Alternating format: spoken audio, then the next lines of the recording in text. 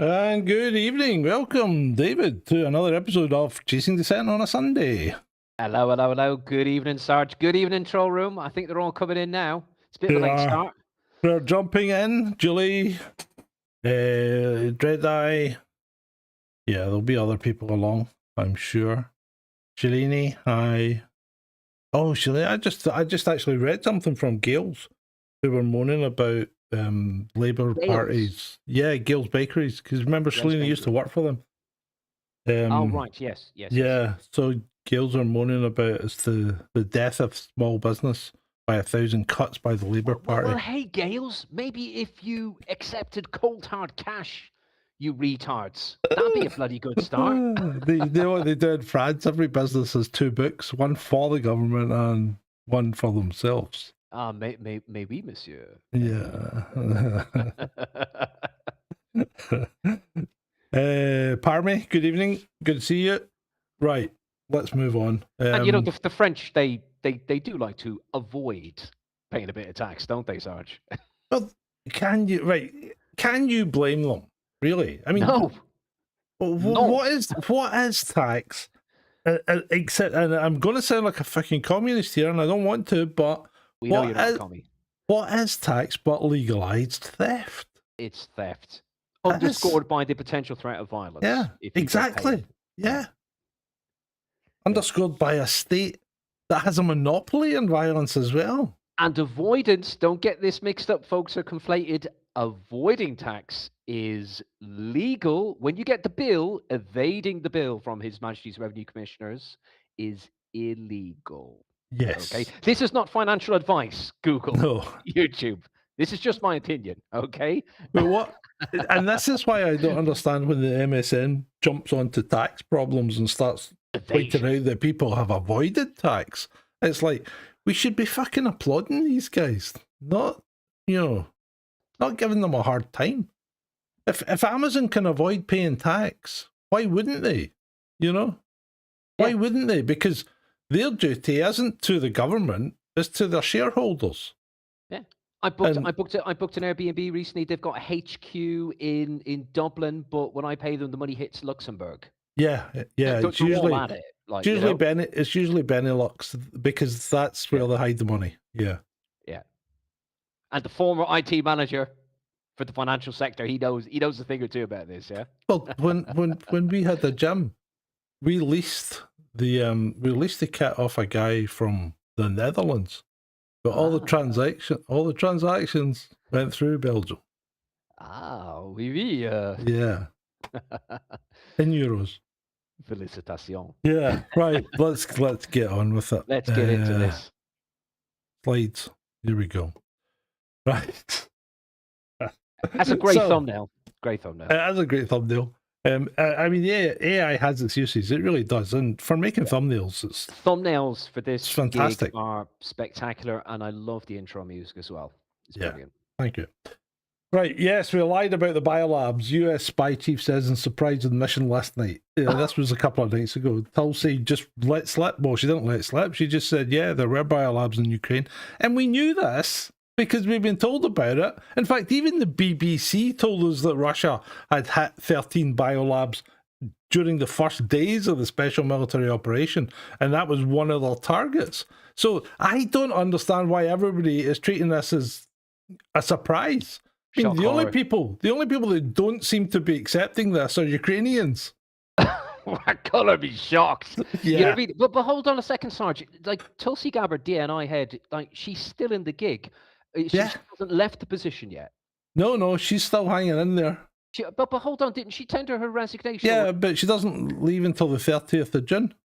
Until the 30th. A petit cadeau for everyone before she leaves, because this is fresh, isn't it? Like she only opened this in June, I think. Yeah. So the Biolabs are all real, and people are going, yeah.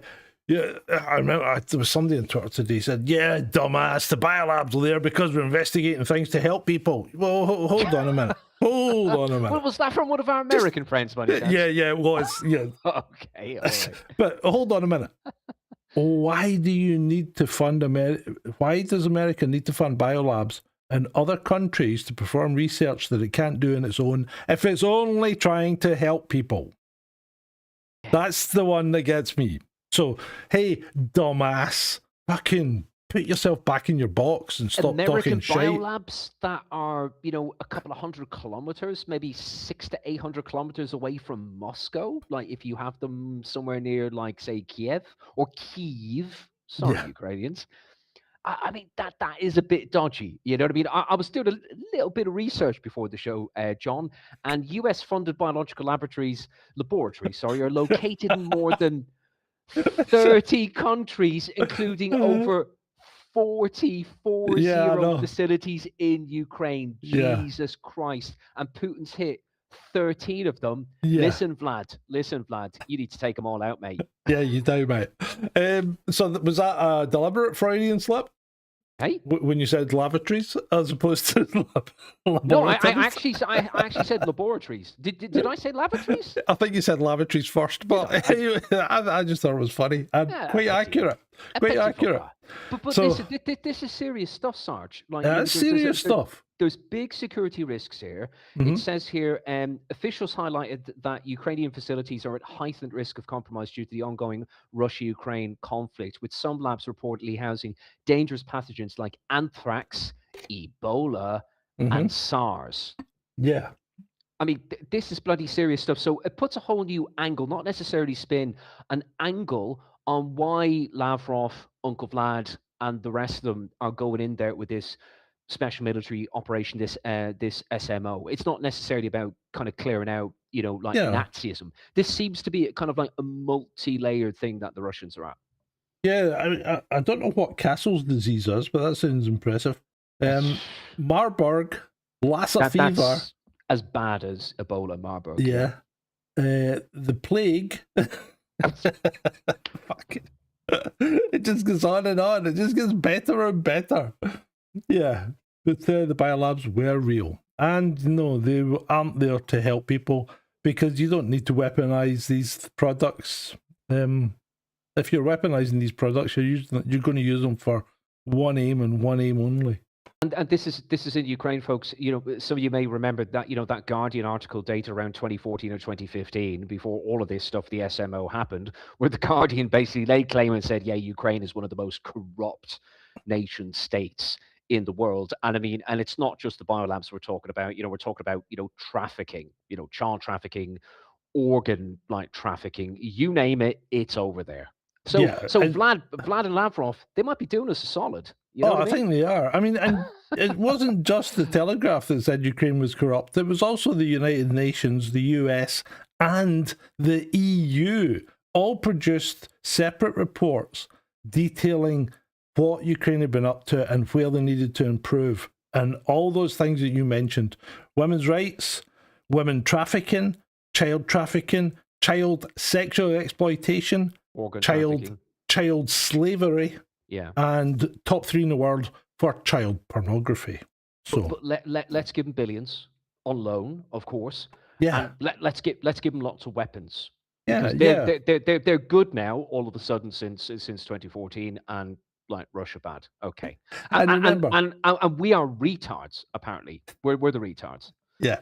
And remember that we can't afford to fund our own defence forces properly. So 3 members of our parliamentary defence team, the defence minister, the minister for our armed services, Yeah. and Pamela Nash, who I think was something to do with veterans, they've all resigned, and yet we still managed to give Ukraine 21 billion this week.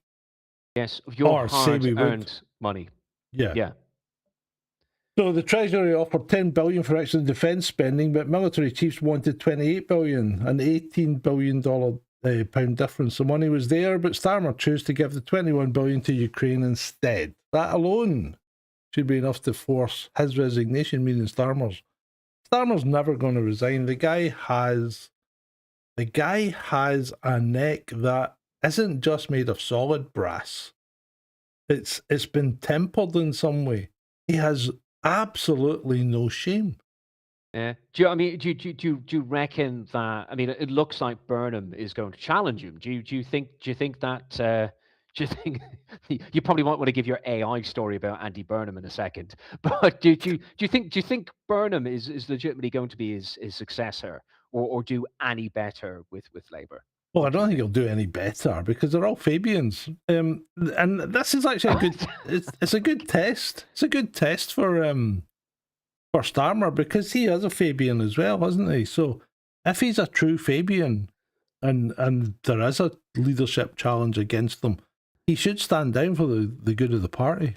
But he won't. And allegedly, I read a couple of days ago in one of the broadsheets that Ed Miliband is giving Burnham economic advice.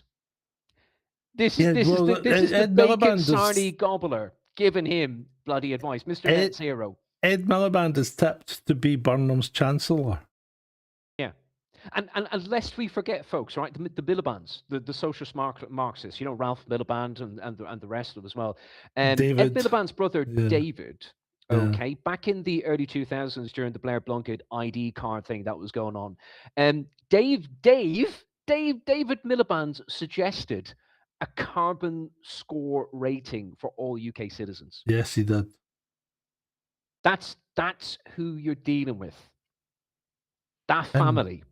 David It Miliband's rots from the head down, I tell you.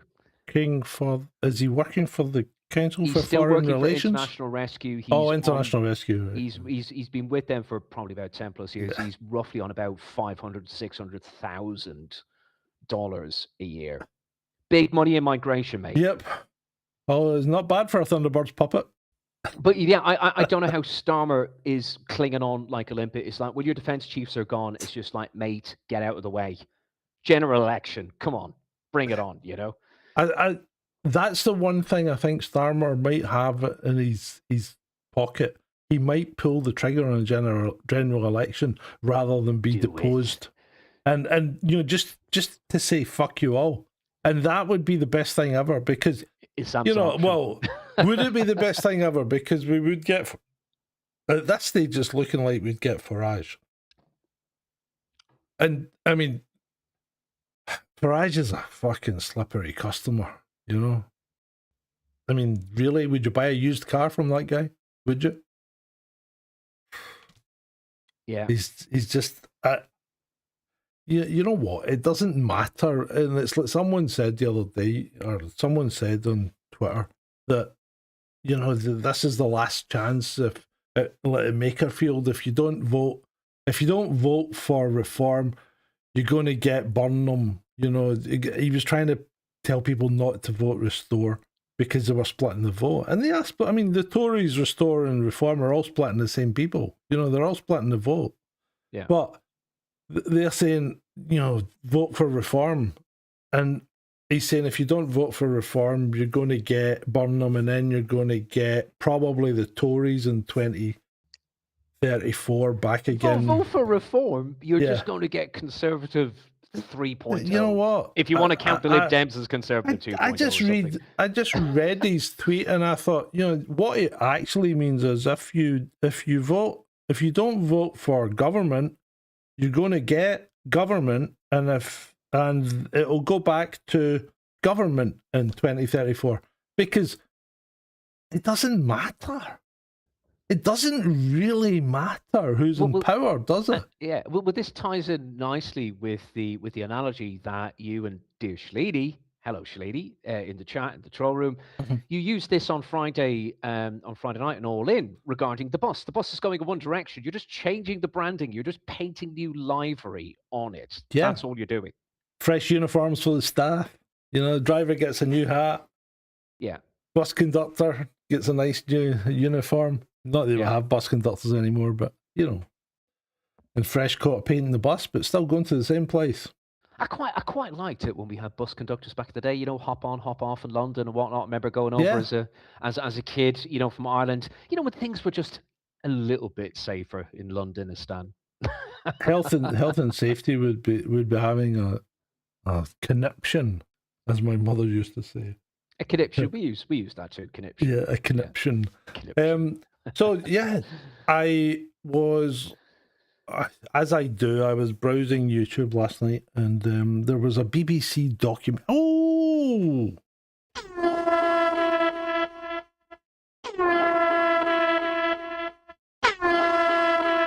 thank you very much, Shalini. A donation.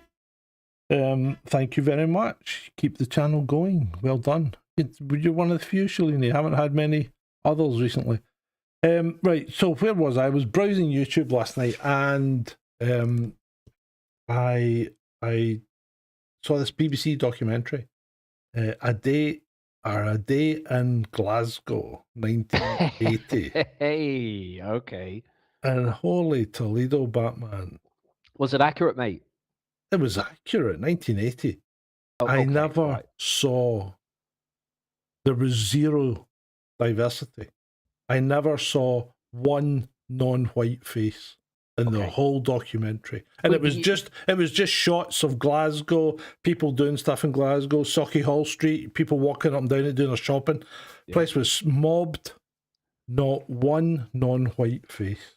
Yeah, but you still had diversity with gingers and all sorts going around. Oh, you've still got gingers, but I mean, I know they're subhuman, but you know, that's a joke. That's a joke for YouTube. For bloody hell, we do joke about gingers in this country. Everyone gets mocked mercilessly. So I was at my daughter's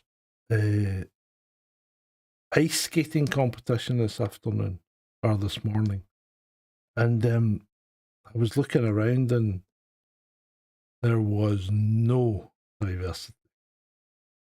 I think the ice is too white.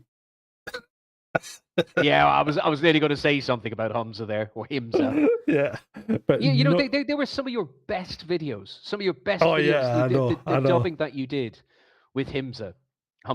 You know what I mean? People absolutely love that. Yeah, yeah. Well, they should have fucking watched it then, shouldn't they? Right, let's move on. Next slide, please. Next slide. J.K. Rowling. Every single person who still cringes at the memory of trying to bullshit their way through an interview or an exam question. Today, the slate is wiped clean. Sit down your burden of shame. Nothing could touch this. So this is the new defence minister. Okay. Whoa, this guy here. This guy here is a new defence minister. That's the former minister for technology. I think so, right? But anyway, that's not Dan Jarvis though. That's an entirely different minister she's put up there. I thought no, there's an interview. Well, maybe he was just talking about it then. But anyway, it could have been. Yeah, it was just to point it out. Yeah. What's her name? What's her name? Fucking Nangeti or whatever her name is. Oh yeah, I know you're talking about the BBC Breakfast presenter, the British South Asian lady. Yeah, she asks him a question. Naga Munchetti. Naga Munchetti, that's it. Yeah. And the question is, so have you? What is the plan? And he's going. It's a great plan. It's a brilliant plan. The defence plan is fantastic. It's a great plan. And she goes, and have you seen the plan? And he said, well, I've seen some of it. But I haven't seen it all. You know what people say about MPs, about politicians? Their lips move, they lie. They can't even lie straight in bed. He can't even follow through his lie. That was pathetic, sir. Absolutely pathetic. It's a great plan, but yeah, I don't really know what the plan is. I can't really determine it. Yeah. Right, moving on. Sharon Davis, you really are pretty but thick. Anyway, British forces intercept Russian Shadow Fleet vessel in the Channel. Good. Russia and Putin will always play dirty. They pay no attention to international law. Do we? And will deny everything. Think Salisbury. Salisbury? I don't think Salisbury was anything to do with Russia. Especially when you port them down, it's only like 300 yards up the road. Yeah. So this person called the Grumpy Scot, I have no idea who that might be, said, just wondering, what's the difference between this and Iran stopping vessels in the Straits of Hormuz? You know, I like Sharon Davies. I have to give her credit where credit's due. I think she's just one of those national symbols, those figures in Britain as a pundit, as a broadcaster, as a commentator. I think she's been, overall a great thing for Britain. Fantastic swimmer back in the day. So I've got a lot of good things to say about Sharon Davies. But when she comes out with this sort of stuff, like she'll wake up on a Sunday morning. What can I say? I have to say something today on X, Twitter. So I'm just going Yeah. to pull this particular Times article and just have my Dunning-Kruger moment for a bit of social clout, and it doesn't always kind of come out so well as we've seen. So Sharon, just stick to the women's rights and kind of anti-trans and sport and stuff like Yeah. that, please. You know what I mean? Stay in your lane. Yeah. And I will. We joked about this earlier, Sergeant, in preparation for tonight's show. I will absolutely. It is absolutely retarded to spell Sharon with 2 R's. Okay, that is just absolutely ridiculous. Sorry, not fair, sorry, Sharon. That's probably our parents' fault. They're probably like Gavin and Stacey-esque. Sharon. Either that or our dad was drunk when he registered their birth. Anyway, yeah. So actually, though, David, what is the difference between us doing this and Iran stopping tankers in the Straits of Hormuz? Other than the fact that we're supposed to be the good guys, what is the actual difference? Because as far as I was aware, maritime law says straits should be free to traffic. Yeah. And that includes the English Channel. We're the good laws. We're the good guys, and we don't conflagrate or impinge upon international law. Tony Blair, WMD, sexed up dossiers, Alistair Campbell, you know what I mean? MI6. I mean, you could just stack it, and compound it. Sorry, Sharon. Love you. That's absolute bullshit. Yeah. So the opinion in the kind of what would you call it, off-grid intelligence circles, i.e., like Larry Johnson and Ray McGovern and all that. Ray McGovern, yeah. As the Ukraine war may actually escalate to a shooting war, a hot war between NATO and Russia, but where it's likely to happen isn't by Russia striking a NATO country. It's more likely to be by Russia knocking down a NATO helicopter when they're doing these kind of things. Right. And as you know, helicopters are pretty vulnerable things anyway. So all these boarding ships and things is usually done by special forces and helicopters. Oh yeah, I saw that this morning. Yeah. So when Russia starts escorting these with its destroyers, which it has many more than we do, and then starts knocking helicopters out the sky, what are we going to do? Yeah. Seriously, what are we going to do? Yeah, that's things that those are things that absolutely those situations need to be avoided. But it's just business as usual, John. It's business as usual. It's just a typical thing. This continued kind of framing up and kind of poking and prodding to try and escalate that sort of situation with the Russian Federation, to stoke them into that sort of conflict. It just reminds me of that meme with that figure, and it's just with the stick, and it's just like, go on, do it. Yeah, it also reminds me of the famous Bill Hicks sketch, to quote what he said along these particular lines. He's like, pick up the gun, and that is what is happening with Russia. If you want to encapsulate it like that, pick up the gun, Russia, pick it up. Shalini sends Vaughn's brother as a ginger. That explains Vaughn, because there's a bit of ginger in there, isn't there? I'm saying nothing. You're on your own here, Sarge. Right. Revealed how shadowy unit of government thought police has been set up by ex-MI6 agent and trying to keep a lid on Britain's simmering racial tensions. Oh, keep a surely lid not. Or to escalate. Sure, Vaughn is blonde. Sorry, Selene. Yeah, okay, darling. I think a friend Adam would have a couple of things to say on this particular slide. Good evening, Adam. Yeah, If you are listening, if you're not part of the chat yet, he might pop in. You never know. yeah, But this whole thing with the Somalian guy who was fast tracked and he came through Dublin, he went up north. I mean, you sent me a picture, John, of what happened to that oh yeah, disabled the guy. guy. He's Yeah, lucky to not have lost his head, but those injuries that he suffered are even when he was stitched up, the best that the surgeons could do, they were horrific. yeah, they were. Horrific injuries that he had on his head. Really, really bad stuff. Yeah, so they're trying to keep a lid on Britain simmering. I made a I don't tweet. trust these guys, John. I'm just going to interject. I No, don't try. Are they really trying to keep a lid no, on simmering racial tensions in Great Britain and Northern Ireland, or is the opposite, is the inverse true, where they can stir up a lot of shit so that there's greater crackdown throughout society and collective punishment? well, I mean, right. a kind of a, It's hard. It's hard to determine, isn't it? Because, as you know, politicians will take any opportunity in which to impose more law, more authority, especially a tyrannical government like Starmer's. But are they just taking opportunistic, taking the opportunistic chance when it occurs, or yes. are they actively working to it? I think there could be a hybrid. It potentially could be a hybrid situation. I think there's opportunism. I think I absolutely agree like with you there on that.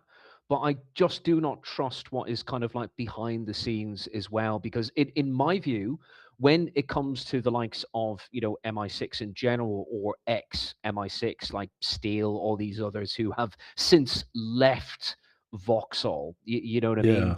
Yeah, Um, I do not trust what they are doing in the background. That's kind of how I stand. And so opportunism, yes, but with these kind of so-called ex-spoo kind of contractors and what they could be potentially doing in the background, I'm very wary of that. yeah. Okay. What about this one? Sir Richard Dearlove did not mince his words. Britain, he says, is being governed by a bunch of students who fail to grasp the dangers facing the world. His concern is not party politics; it's national security. Well, that's interesting. I think So Sir he's taking Richard. the opposite kind of tack, isn't he? Yeah, he is. Richard Dearlove. He must be in his 80s now. I'm just Mm-hmm. kind of kind of judging him on that, like based by his demeanor, how he looks, like visually and that. But he seems to be one of the more honest kind of ex heads of MI6. I mean, he did come out relatively strong against the government's national digital ID like plans as Yeah, well, as yeah, compared to say Alex Younger, who was kind of another former head of the Six, as they're called in the game. I don't disagree with what Dearlove has said. Britain is being governed by a bunch of students, unaccomplished mm-hmm. students of that Yeah, as well. A lot of imbecilic individuals. yeah. Well, they are a product of the long march to the institutions, Mm. and I've made videos about that as well. I think Dearlove also he's so kind of like maybe he's in his 80s now and he's just like I've served my time. If you're gonna I can take say me what out I for what like. I say, Yeah, just take me out. Give me a bullet. I don't care anymore. You know what I mean? yeah. I do. Apparently, the new series of Slow Horses has started. I need to start watching it. A new series. Yeah, and Wow. season 6. You're way behind. You need to catch up. I know. Right, Absolutely moving good stuff. on. A statement from Anthropic. The US government, citing national security authorities, has issued an export control directive to suspend all access to Fable 5 and Mythos 5 by any foreign national, whether inside or outside the United States, including foreign national Anthropic employees. The net effect of this order is that we must abruptly disable Fable 5 and Mythos for all our customers to ensure compliance. Access to all other cloud models is not affected. Of course. We apologise for this disruption to our customers. We believe this is a misunderstanding and are working to restore access as soon as possible. Now, my understanding is this has been implemented because effectively, strong encryption is certainly classed as a weapon, right? Yeah. Now, apparently, these models, Fable 5 and Mythos 5, are particularly good at, shall we say, affecting the cyber sphere. Yeah. They're good at hacking and cracking encryptions and things. So they could be doing stuff that people wouldn't normally be able to do unless they had an expert team behind them. So they would make it much easier. Mm-hmm. Now, I'm not saying countries like China and Russia still can't do it. Of course they can. But using Anthropic's tools would probably make it much easier. So it looks like America is putting a hammer down on this. But this also means they're worried. But also it means that we don't get it either. Because this isn't even out to the Five Eyes. This is only US. It's a bit like the F-22.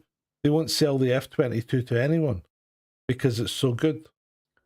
I didn't even know that Fable 4 was out. Of course, I've heard various things about Mythos, but I didn't know that there were kind of further incarnations or like models of Mythos. I just knew about it like kind of generically and the fear surrounding it. But it seems that the US government are kind of, and their own intel services, their agencies are kind of hip to what Fable 5 and Mythos 5 are capable of. And I do believe that there is quite a large surrounding fear regarding quantum encryption, quantum hacking as well. And that's why we're seeing a lot of quantum resistance that is occurring within companies as well. This is kind of going towards like a big nightmare situation for them with these sorts of more developed models, or so to speak. They are AI models, Shalini, very advanced ones. Right, moving on. White House has taxed Dr. Avi Loeb. I've heard of this guy. To create a UAP Science Advisory Council with astrophysicists, AI experts, and human psychologists. This guy's a nutter. Right. He's why is he a nutter? Because he's every time an asteroid or something comes into the solar system, he says it's a scout ship. You know, like, remember, what was it, 3A something or whatever, that last one, he said that was an alien scout ship. And it was doing weird things. Oh, so the Atlas thing, was it? Yeah, Atlas. Yeah, he said that was an alien scout ship. And then there was another one before that. He said that was an alien scout ship. He says that we're being set up for a war with aliens. But John, could he be a bad egg? Like, could he be a type of? I'm sure you've come across this name over the years, a Richard Doty. Could he be like a Richard Doty, kind of on the inside? He could be, but I think he's just a nutter. I really do. I think he's lost it. I mean, the guy's a Harvard professor. Yeah. He's a tenured Harvard professor, and he just talks bollocks now. Absolute bollocks. He's right in with the UFO mob, you know. And hey, just because you're a Harvard professor doesn't mean that you can kind of lean off to a particular side. I know you're going to say that about John Mack. Well, John Mack was investigated by Harvard as well because of his carry on. Yeah, with they didn't like what he was investigating. Well, it's not that they didn't like what he was investigating. It was the conclusions he was drawing from regressive memories, which have been discredited almost entirely. You can't use them in court as evidence, you know. Regressive memories effectively never existed. What happens is the hypnotist stroke questioner is implanting a memory for you, and you make it up. And in fact, I've got the research done and a video in the pipeline for the malleability of memory, because actually, when you boil it down, eyewitness testimony is one of the least reliable methods of evidence that we actually have. That would kind of fall in the line of, say, circumstantial evidence? Correct me if I'm wrong. Would it or Well, no, eyewitness testimony? eyewitness testimony is meant to be the best testimony, but it's not really. I mean, you ever seen that? You ever seen that test where there's something going on and a guy in a gorilla suit walks across the back? So Oh, the awareness test. Yeah. Yeah. And nobody sees a gorilla. Nobody sees a gorilla until it's pointed out. Unless you watch Unless it you've very, seen it. very closely a couple of times. But yeah. You're told to watch. You're told to count like how many times a ball bounces or something. So you're watching these guys bouncing a ball between them or something, and a gorilla, a full blown gorilla, guy dressed in a gorilla suit, Sleight of hand misdirection. Walks right across the back of screen in plain sight, and you'd say how many times. What was the girl in red? What was the girl wearing? What color was her hat? That kind of thing. And people are getting all sorts of things wrong, and then you turn around and go, so what about the gorilla? And everybody's like, what gorilla? And it's like, and then as soon as you mention gorilla and play the thing again, everybody's like, I never saw a gorilla the first time. And because you're not primed for it. And it's unusual. And in terms of people's general awareness, which I believe is pretty, excuse my language, it's terrible. Like nowadays, I think we'll probably have a slide about a story coming up in the next couple of minutes regarding something like that, yeah? We might have. We may have, yeah. If you go to a road accident and take statements of people that have seen the road accident, you get 3 different statements about what happened. You don't get a coherent story. You get 3 different variations on a story of what has occurred. Mm-hmm. Nobody ever agrees. Nobody's recollection is ever the same as what really happened. You don't know what happened. All you can do is piece the things together and work out what the highest probability is. The force's job is to piece it all together, isn't it? Yeah. Ultimately, the end to try and construct a clearer picture of events. Yeah. Yeah. Right. A 21-year-old woman died today. This was yesterday. Yeah, this was yesterday. My God. After workers forgot to attach a bungee cord to her before throwing her off a 40-meter high bridge in Limeira, Brazil. Now, Sarge, you sent that to me earlier on, and I asked you through message. I said, "Is this real?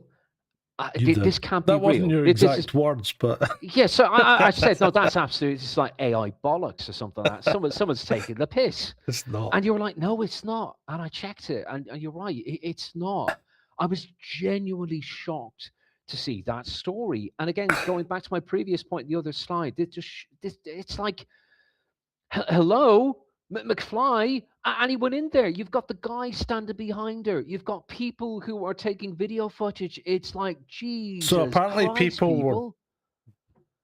people bystanders are the people onlooking were shouting, but there must have been a barrier or something to stop them coming forward. The guy standing behind her, there's nothing attached to her. It's like safety first. It's just, it blew my mind. I'm like, holy shit. They threw her, 40 feet or more into a deep ravine. Like, I was genuinely shocked. 40 meters. Sorry, 40 meters, yeah. That's over 120 feet. Yeah. I saw the clip that you sent me as well from X. It is just so disturbing to see that.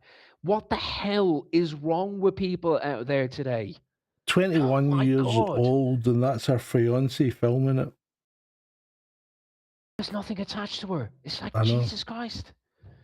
No, nobody picked that up. Not even the guy standing behind. I know, but these guys, this is unregulated bungee jumping in Brazil, and a lot of these things are really unregulated. And then some black guy goes, that's too much of a white man sport for me. And I'm thinking, hold on a minute. You know where this bungee jumping shit started, don't you? No. How did it start? Well, I think Vanuatu is one of the places that started. They used to build like bamboo towers, tie vines to their ankles and jump off the bamboo towers. Right. So they would just hit the ground with their head just a tiny bit.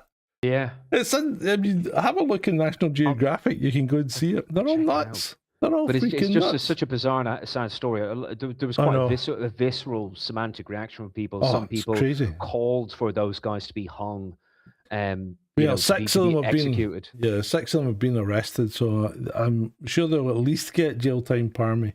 I don't know what the sentencing's like in Brazil, but I'm sure Yeah. they'll. It's just one of those videos. You see it. If you manage to see the video, folks, you'll just it's like something from a horror film. It's like, no, don't do it. Don't do it. Like, wee. Oh my God. It's fucking nuts. Shocking. Right, but what else is shocking is police force who dismissed volunteers for questioning Islam spent 46 constables' salaries on DEI. This is nuts. This is an incredible amount of money to be spending. A volunteer for questioning Islam, but these same people spent 46 constable salaries on DEI. So, John, give me a rough figure on that, mate. Ballpark. Please. Oh, Jesus Christ. Is this Scotland? No, I think this is England. So we're talking what? 40 times 30 grand. Right. Yeah. So we're talking 1.2 million. Quite a chunk of change. Yeah, 1.2 million. Yeah. Oh, Jesus Christ. But Islam, nay. Yeah. Nay. Now, continuing with the police, I gather the Englishman thrown headfirst by a thug paramilitary foreigner, what? Into a metal pole with sufficient force to bend it is in critical condition, possibly dead. Right? So this guy was approached by the police and he was turned around and thrown down. See that metal pole to the left? Yeah. Here. His head hits that. On the left, yeah. Mm-hmm. Yeah, his head hits that. So I think he's very badly injured or whatever. Oof. Now, this is one thing that I have to address. Mm-hmm. Where do they store these burly thug policemen? Unless there's civil strife, we'll never see them. Well, you do really, if you actually open your eyes. What we do see is little fat females and weedy males. No, that's it's pattern matching, isn't it? If you're looking for little fat females and weedy males, that's what you're going to see. What do the burly paramilitary thugs do all day? Are they even policemen? And this is like going back to the days of the miners' strike. You remember the miners' strike in the 80s? Because I was involved in that, obviously. Mm-hmm. And they used to, the miners that were striking, because we were standing talking to them while there was no action going on. I mean, it was quite straightforward. And we didn't have riot gear. We were there in just our regular kit. Keeping the peace. Yeah. And, you know, stopping them running in front of the lorries when the lorries come in and out of Hunterston. And, you know, they would say things like, I've never seen so many cops. You guys must all be soldiers. We're like, what? How would we be soldiers?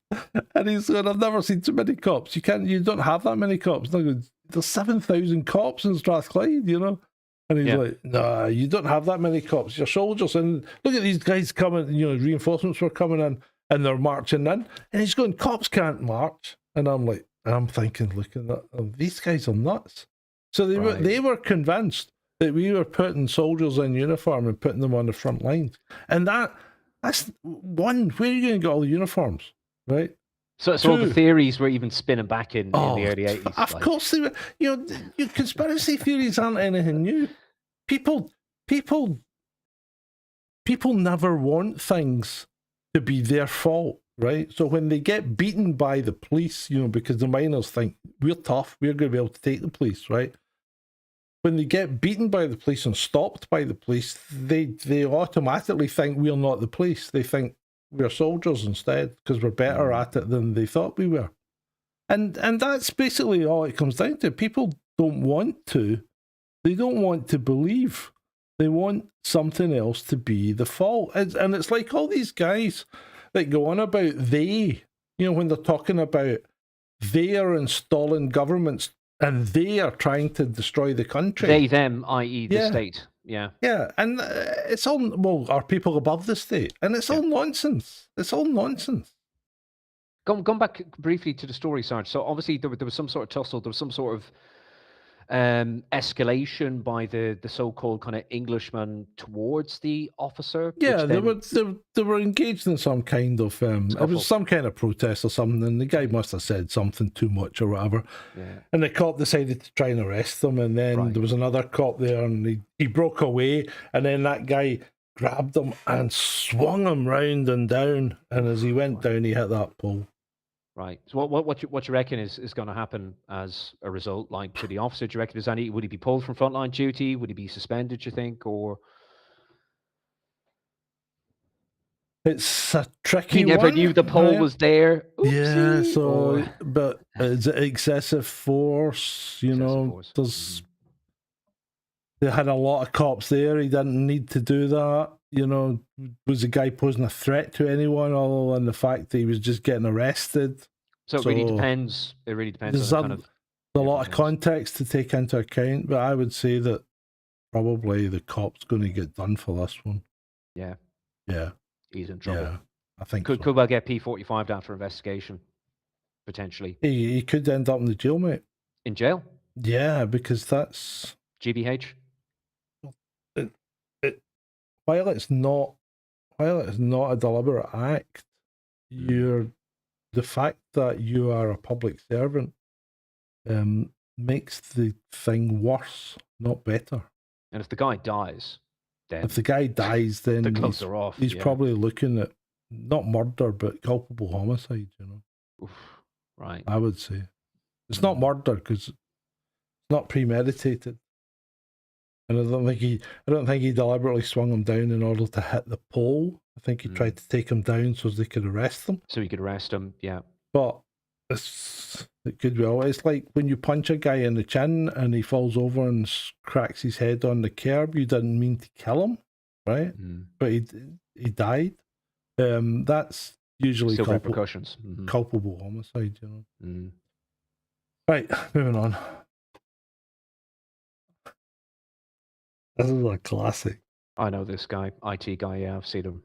A Derbyshire officer has allegedly used AI to fabricate evidential material across multiple cases, not just one case. Right. The Crown Prosecution Service is now reviewing every conviction those cases touched. Wow. So the police have put something like 140 million, in England and Wales have put 140 million into AI Cop or something like that. Yeah, yeah. Which is an AI system for the English and Welsh police to use. Right. This is not a great start. No, it's not.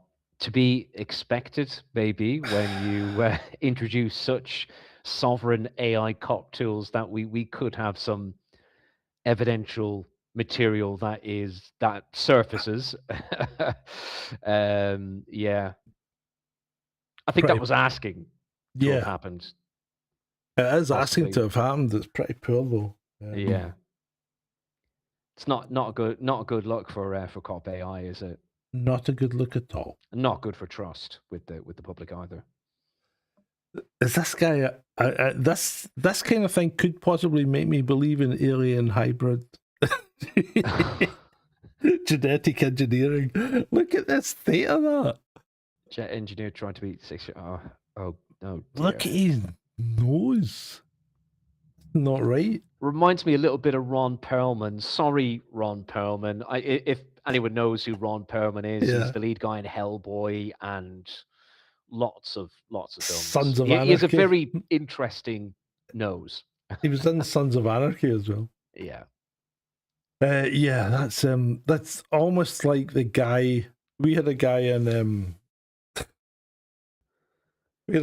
Pollock. His nose had been cut off in a revenge attack. So he'd been held down and his nose had been chopped off with a sword. I'm not trying to condone what this guy did, but excuse my flowery language, folks, but Sarge, he looks a little bit retarded. Like, he does. Is he all there? Like, he looks like learning disabled, doesn't he?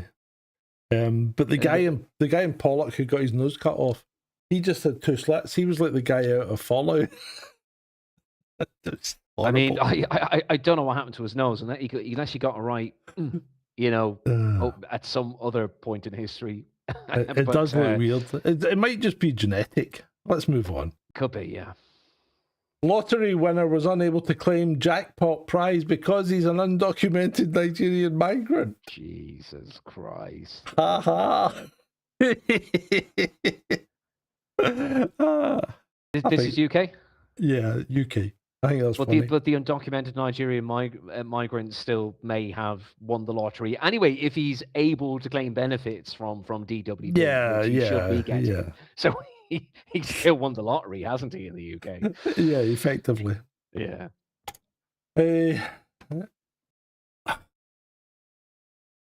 Some guy seems to think Disclosure Day is a documentary because he says it's a documentary, not science fiction movie, moron.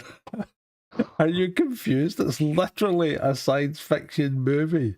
Steven Spielberg did not secretly become the director of national intelligence. It's a Hollywood movie about aliens.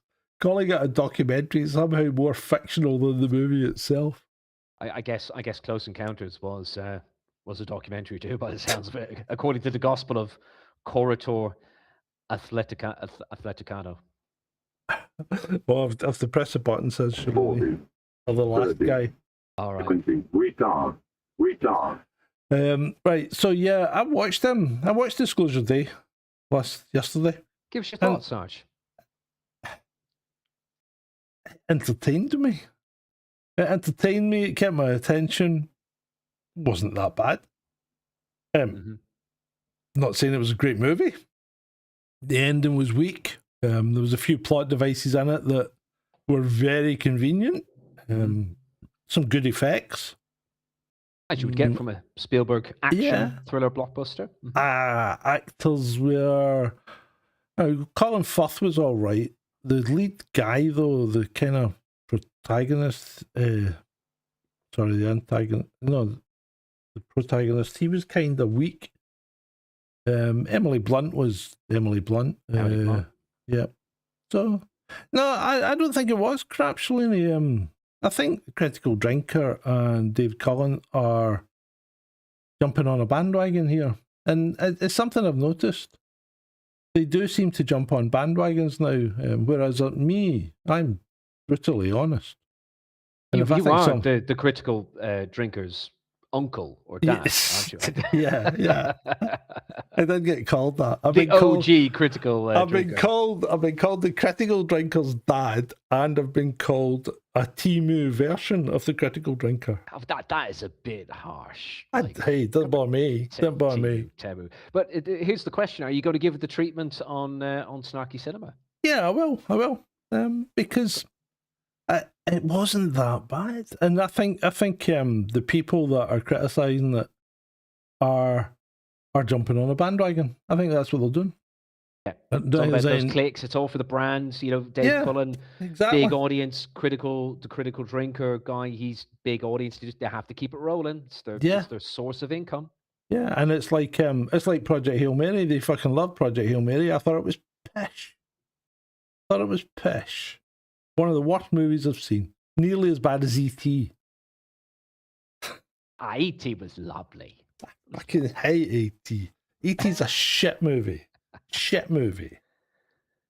Good old 80s. We had, what was it? Flight of the Navigator as well. That was a great one. What a time for film. Flight of the Navigator. Never-ending Story. Short Circuit. And Short Circuit too.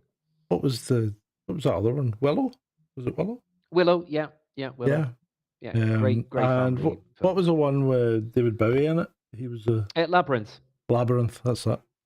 Magic Dance. Yeah, that was some good movies. Yeah. Oh, we really did. We were spoiled for movies in the 80s and 90s. We really were. We had Arnold in his prime. Arnold in his prime, and Sylvester in his prime, and Bruce in his prime. Yeah. Yeah, we had them all. Oh, I also watched Masters of the Universe at the weekend. Oh yeah. Dolph Lundgren's got a cameo in it. Dolph does, yeah. Oh, Yeah, right, yeah, interesting. that's pretty cool. Well, of course, that makes sense. Yeah, because he was He-Man, wasn't he? So Yeah, yeah, it was quite good. And steroid man. again, Masters of the Universe, Yeah, not bad, not bad. In fact, I've go as far as to say I fucking loved it. yeah. It was yeah.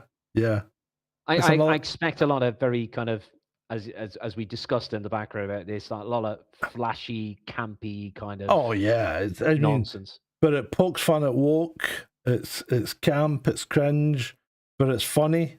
It's It lands the jokes. Yeah, it's entertaining.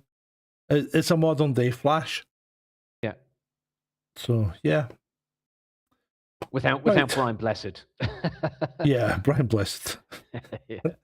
and Prince Baron. What's he? Yeah, Pierce wasn't Pierce Brosnan. Timothy Dalton. That's who was on it. Timothy Dalton, yeah. Yeah, James Bond. Yeah, and I also watched the what's it called? You know, the Backrooms. Backrooms, right. That started off well, but disappointed me. But I think we discussed that last week with Ben, didn't we? Right, Briefly, let's yeah. move on. Let's move on. 8 people are charged in a sex ring underground bunker for paying adults to rape their children and pets. Alabama. Surprise. Trial delayed as mum pleads guilty and flips on the co-defendants. How the fuck can a mother do this to her children? To allow her children to be abused like that? How can a father We do live in that? yeah, I was just going to say, we live in a wonderful world, but we also live in a very dark world as well. And this is another example of it. Yeah. That's, yeah, we do. That is evil. That is evil, mate. It is. It's disgusting. Yeah. Hey, this is quite an interesting one, I thought. Breaking: 4 Palestinian action activists have been jailed for a total of 22 years. Right, don't add people's sentences up when there's 4 of them, you know? Like, 3 of them got 6 years and one of them got 8. The one that hit the police woman with the sledgehammer and fractured her spine got 8, right? So this John McDonnell guy says the scale of sentences on the 4 young people who took direct action against the arms supplier to Israel is truly shocking. To impose years of imprisonment for protesting to save lives in Gaza is unjust. It's not the whole story. Especially sentencing on terrorist grounds they were never convicted of by a jury. Well, no, because they were charged with aggravated vandalism or something like that. An assault. And one of them was charged with aggravated GBH. And GBH, I was just going to say, this is not direct action. This is, they can claim direct action, but with these individuals, that's direct assault and battery. But the jury found them guilty for those charges. Yeah. Under English law. And he was saying they were never convicted? They were never convicted of the terrorism connection, right? That's what he's saying. And this guy's an MP, right? He's a fucking MP. But under English law, it's not up to the jury to determine whether there's a terrorist connection or not. It is up to the judge to determine it. In fact, it may even be required that the judge determines if there's a terrorist connection, not the jury. The jury's not involved in this. The jury's done its job. It's found them guilty of the charges that were laid against them. The judge has determined that there's a terrorist connection and therefore increased the sentences. Even then, the sentences aren't that high, considering what they've done, because that's life-changing injuries that woman's got. Yeah. Yeah. Yep, that's not good. I think it's pretty damn poor, mate. Pretty damn poor. Right, let's wrap it up. Tommy Robinson detained at Heathrow under counter-terrorism laws. What do you think of this? Tommy Robinson, a.k.a. Stephen Yaxley Lennon, who kind of flip-flops between a British passport and an EU Irish passport, which I'm not too pleased about, but hey ho, he can have that because of his parents and his background. Appears to kind of nip in and out of the country after I said to you earlier, John, he will rouse the rabble and then he go, okay, bye, Felicia, I'm out of here. After all of these incidents, and he doesn't expect the Rosses to try and pick him up and intimidate him or get him under the Terrorism Act at one of the London ports of entry and exit. Wow, like Tommy, you know? Yeah. So Shalini says not a fan, but he's not a terrorist. Well, is he or isn't he, right? Because let's face it, people that rail against the government generally tend to be looked at by the government as almost a terrorist, don't they? A domestic terrorist. I mean, if you think about it, look at Nelson Mandela. Was he a terrorist? He was said to be a terrorist. It could be interpreted with his actions. Yeah. It could be interpreted back then as domestic terrorism. Yeah, exactly. And could have been, sorry. But with Tommy, I would agree with Shalini that not a very palatable figure. I'm not a follower or a Tommy boy or something like that, a Lennon boy. But what I do know is that is the particular course of direction that the state will go with individuals like Tommy Robinson, aka Stephen Yaxley Lennon, or investigative journalists like Kit Clarenberg, and then you've also got former, MPs like George Galloway. If you piss off the state, they'll get the shades, they'll get the Rosses to intimidate you under a particular section of the Terrorism Act and hold you at a London port of entry and exit. In this case with Tommy Robinson, it was Section 3. Yeah. And again, the Terrorism Act, folks, it's very broad. It's very broad. That's a different conversation. It's very controversial. He refused to give up. He refused to give up the PIN for his smart mobile device. Technically speaking, you should surrender that, or else they're going to do you for it. Like, you're going to be arrested or they're going to digitally strip search and jailbreak it anyway if they can. And Tommy claimed that he was trying to protect, he's an investigative journalist. He was trying to protect journalistic base material. I don't know about that, but he seemed to have been coming out with the stoppers in his defense, as he was conveniently nipping out of the country after the recent fracas of the last couple of weeks. It's just all so convenient for Tommy. It's just like, I'm off now, back to Spain or maybe America or something like that, or maybe Israel. See you later. I'm off to Tel Aviv for a suntan. Yeah, I think I would agree. I don't think he's a terrorist either, but he's the state's going to treat him as one. But that's it. I would not interpret him, like, you're right, John Shalini, I would not interpret him as a terrorist, but the state are going to try and poke at you for domestic terrorism and use the Terrorism Act to really traumatize you, put it this way. Yeah. So Scotland won its game last night against Haiti. Haiti, Yeah, and some of the reports are Scotland squeaks by or something like that, because they won 1-0. They fucking won. They won, that's it. It doesn't matter the goals. Does it matter how many they won by? They won. Yeah. Fucking hell. I think it was great that Scotland qualified. It was great they got a win against Haiti as well. I believe it was on very, very kind of late at night, early in the morning. I had a couple of mates who stayed up to watch it. They've got Scottish roots, family connections, and they were delighted. I think it was the first it was Scotland's first win in a World Cup tournament in the last 34 years or something. In the latter stages. 96 was the last one, was it? Anyway, so they did well, but all eyes have got to be on the Scotland-Brazil game. Scotland-Brazil? Yeah. Brazilian psychic predicts mass alien abduction event during the Scotland-Brazil match.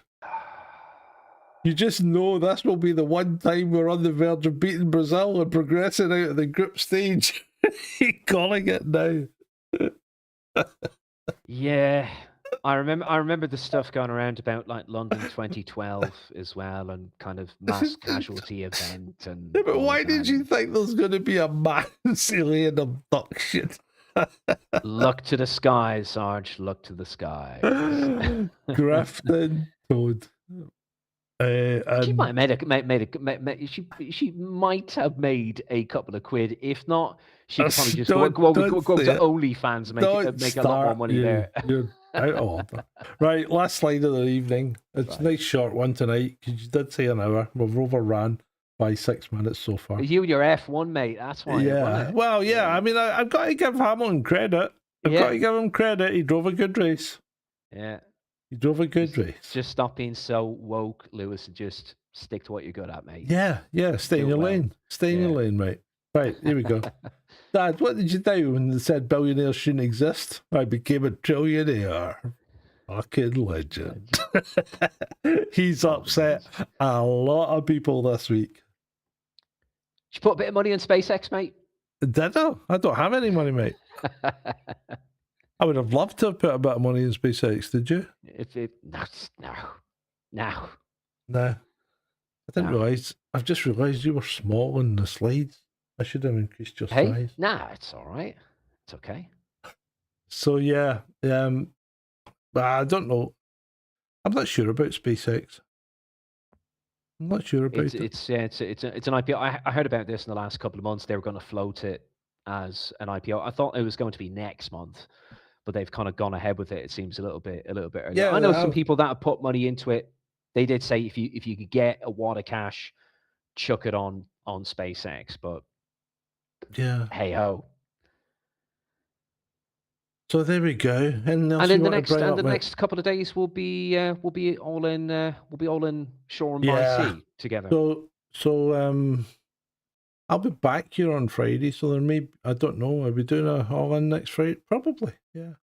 Probably do all in next Friday, Shalini. Yeah. 6 smaller than the following Sunday. It should be. Yeah. So we should all be together in Brighton, and there may be some live streaming from the celebration of Ed's life after the funeral. I think there's going to be a live stream link for people who can't attend. Yeah, there's a live stream link to the funeral, but I might be doing some live streaming from the celebration of life. Yeah. On this channel. On this channel, okay. Yeah. Yeah. Just so people around can have a look and see what we're up to. Yeah. All transparent, no hidden agendas. Yeah. Yeah, I think that could be a good thing for some particular names out there who keep on putting up the Substacks and they them.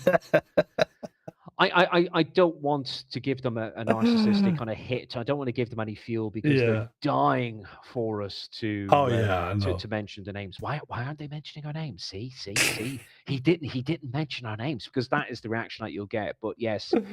This nonsense is still ongoing, but hey, let's not give them any more oxygen, Sarge. The live streams will just come up, Parmy. I can't schedule them because I don't know.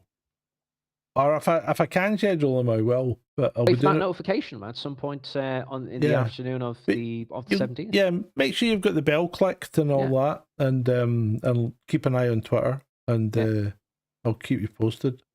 But if you click I think you got to click notifications twice or something like that to get them to work. There's something about that. Smash the bell, smash the like, share the link to the channel. Yeah. So, but yeah, you should get notified. Any new videos that people should check out, John, that are doing relatively well on Sgt Grumpy's Chasing Descent? Any updates? Anatomy of a Smear is quite good. You might want to watch that. That's quite a good video, I think. It seems to sit in about 300 views now. Great. Which isn't bad. And it's a nice short one. And there's a new one out in Critical Reality about logical fallacies, and that's quite detailed. That's more educational, and there'll be more coming. There are more coming. I think these videos. There's a new one out on Snarky as well. Sorry to interrupt you there, mate. That's okay. It's all right. There's a new one out on Snarky. There's Fuse, and obviously I've still got the June one to do, the back rooms and Masters of the Universe and Disclosure Day. So I hope to get them out quite soon as well. I was just saying that I think it is important that as many people as possible watch these videos. Say for example, I know it's very philosophical based, but the one on logical fallacies is going to be a very important one for people to look at because it will help deconstruct a lot of the utter shit that you see from the mainstream media. It will help provide more kind of clarity, more kind of robust evidence-based arguments against politicians pulling apart what they say as well, because they are not exempt from using logical fallacies. You'll especially hear a lot of them used in the national digital ID debate as well. So this sort of stuff is really educational, folks. I know it can get right in on the philosophical level, but if you become better equipped and have sharpened tools when it comes to identifying this stuff and being able to pull apart these logical fallacies, trust me, it's a tool that it will be very useful on your belt going forward. The other thing that you've got to be prepared is you've got to be prepared to listen to uncomfortable information, because sometimes... And play devil's advocate with yourself as well, as you said before. Yeah. As they say, red team yourself, ask the questions, and one of the things I was reading the other day was about Euclid, and I think his propositions are pretty good. About what? Say that again? Euclid, the guy, the ancient Greek guy that did the geometry. Euclid or Euclid or Euclid, is that okay? However you want to pronounce it. Okay, yeah. So his propositions are quite interesting, and I think I'm going to put a series together on that. You know how you've heard of Euclidean or non-Euclidean space and stuff like that. Mm-hmm. So I find his stuff pretty interesting, and quite good. And you have to be prepared to confront yourself, because there's a lot of shit talked out there and I'll say sides, by everyone, by both sides. And I'm quite disappointed in people that you think were looking at things dispassionately and properly and giving you evidence-based arguments for, say, COVID, right? And then because that's finished and they move on to the next thing, their whole basis for argument just seems to desert them, and they end up just talking nonsense. Well, yeah, I mean, I've seen myself firsthand through social media, especially prior to Musk's acquisition, but it was still Twitter with Jack Dorsey. Yeah, a huge transition since 2020, especially since early 2022. And that's when I became a lot more, how would you say, like radicalized. It's like, what the hell are people going on about? I'm like, this kind of parroting and kind of like groupthink. It's like, no, just because it's Melville or someone with a couple of 100,000 like followers and no farmers, no food accounts and stuff like that, just because they're spitting out like these monetized, construed like posts, that does not necessarily mean that they're correct. And you should take what they're saying as kind of gospel truth. Just take a couple of minutes, just do your own research. That's all you have to do. And most of these guys don't understand what evidence actually is, and they can't put together a reasoned argument. And that anatomy of a smear will show you exactly how lacking in evidence, what people consider to be a well-researched topic, actually how little it delivers in reality, when you look at it in depth. And if anyone's got anything that they want me to have a look at, hit me up, because I've got tools that I've built that run through material using my 7-step investigation method that you can always read about in my book. Your corpus delicti is ready and waiting. Indeed it is. Yes.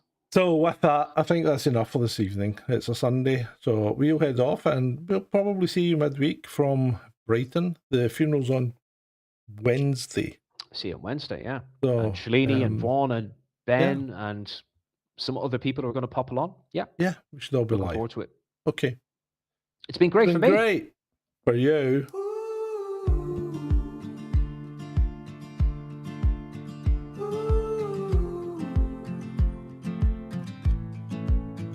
it stood on the pebbles, the gray sea licking his boots. He had salt in his heavy coat, but red dust in his veins. He talked to the wind like it was an old friend, bringing news from the south across the long blue miles. Oh, at the seagull, spread those heavy wings, leave the pier and the rain behind. Go find where your heart stays, under that African star. Hey, under that African star. We kept a jar on the shelf, filled with earth from the plain. Brighton was his walking ground, but the heat was his home. Now the chair is still, the morning tide is high. We see a white bird rising, breaking through the mist. Oh, at the seagull, spread those heavy wings, leave the pier and the rain behind. Go find where your heart stays, under that African star. Hey, under that African star. Stop the flow for the man. Hey, hey. Shout his name to the waves. Hey. He ain't lost in the deep. He is back in the sun. Oh, he is back in the sun. Seagull, spread those heavy wings, leave the pier and the rain behind. Go find where your heart stays, under that African star. Hey, under that African star. Across the water, far away. Across the water, far away. Go home now.